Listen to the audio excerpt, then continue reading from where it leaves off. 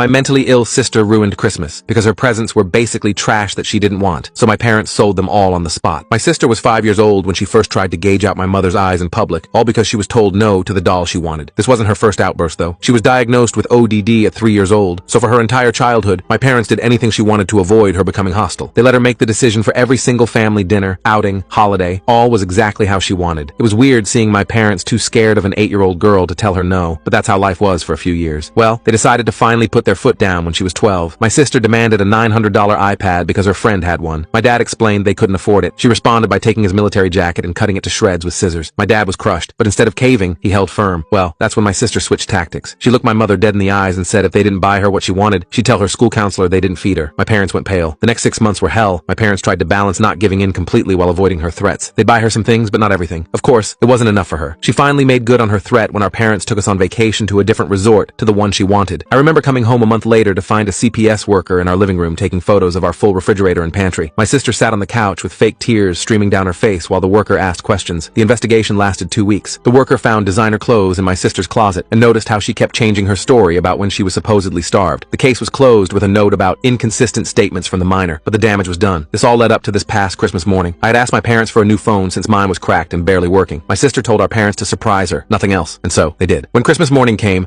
I unwrapped an iPhone 13, as well as a few small things like socks and deodorant. But then, it came my sister's turn, and she got a small Louis Vuitton bag, Gucci perfume, the shoes she'd been eyeing for weeks, even a professional makeup palette. Yet each time she opened something, she'd roll her eyes and toss it aside like it was garbage. After all the gifts were opened, she didn't even say thank you. Just went upstairs and came back 25 minutes later with her phone calculator out. She'd looked up every single price and added them up. Then she looked up my phone's price.